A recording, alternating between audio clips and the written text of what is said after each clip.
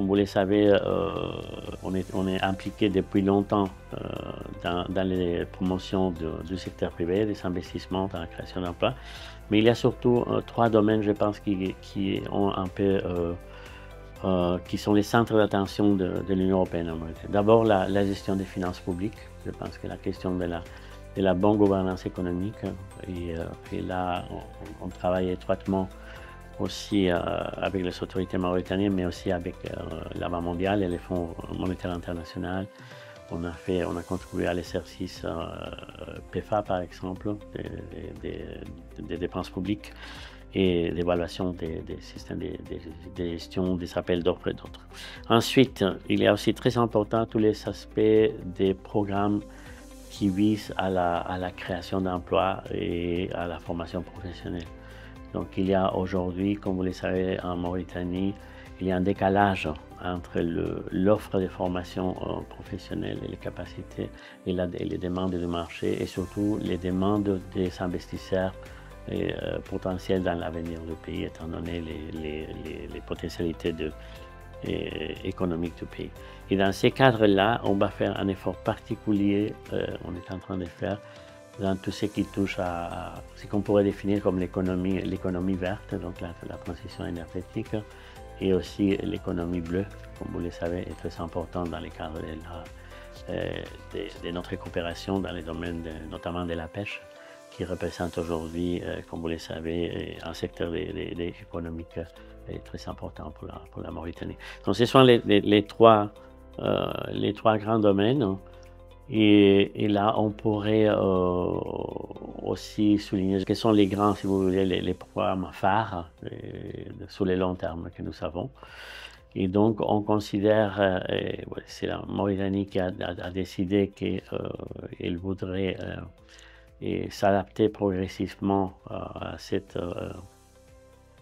objectifs un peu de décarbonisation de l'économie et des transitions énergétiques. Et c'est vrai que c'est un pays avec un potentiel énorme, et que ce soit dans les domaines des énergies renouvelables ou de l'hydrogène vert. Donc on essaye de soutenir les gouvernements vers cette voie de développement vers l'hydrogène vert qui va exiger des investissements importants, mais qui sont des investissements à la fois et sont aussi générateurs de richesses, générateurs des emplois et du travail. Et très important aussi, donc il faut assurer qu'il y a une cohérence, par exemple, entre nos actions dans le domaine de la formation professionnelle et ces investissements pour s'assurer que la main-d'œuvre qualifiée qui sera nécessaire dans ces secteurs sera disponible en Mauritanie. Parce qu'il s'agit notamment d'utiliser cette transition aussi comme une opportunité de développement et d'inclusion socio-économique des jeunes Mauritaniens. Et souligner également l'apport de la Banque européenne d'investissement à travers des financements, vous le savez, des prêts, et qui visent notamment, on a conclu des grands prêts à 2 banques commerciales afin de faciliter l'accès au crédit des petites et moyennes entreprises mauritaniennes, qui sont celles qui ont les potentiels de création d'emplois les plus importants, et notamment celles qui emploient les jeunes et des femmes. Et là, on est très content de voir qu'on a réussi à signer, je pense en total déjà 8 prêts ont été accordés à des différentes sociétés dans les différents domaines qui vont certainement contribuer à ce développement économique du pays.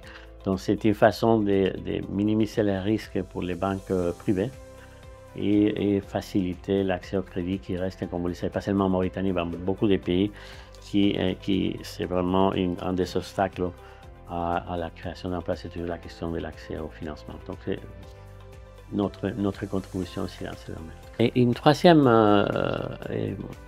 initiative, je pense, qui a été portée par la délégation européenne, ça a été la création de ces clubs des investisseurs européens en Mauritanie, les SIEM, qui n'est pas encore une chambre de commerce, mais qui pourrait aboutir un jour à devenir une chambre de commerce, et qui regroupe, si vous voulez, les différentes sociétés européennes ou mauritaniennes avec un capital européen qui travaillent et qui investissent ici en Mauritanie.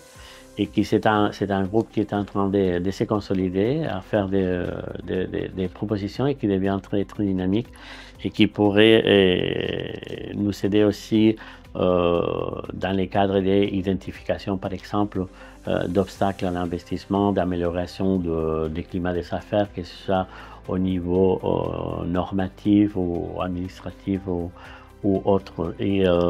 Et là, je pense que ça va permettre, ça facilite aussi la possibilité d'avoir un dialogue avec le secteur privé européen, et à la fois le secteur privé européen avec les autorités mauritaniennes. Donc c'est une relation triangulaire entre les sociétés privées européennes, les gouvernements mauritaniens et la délégation de l'Union européenne.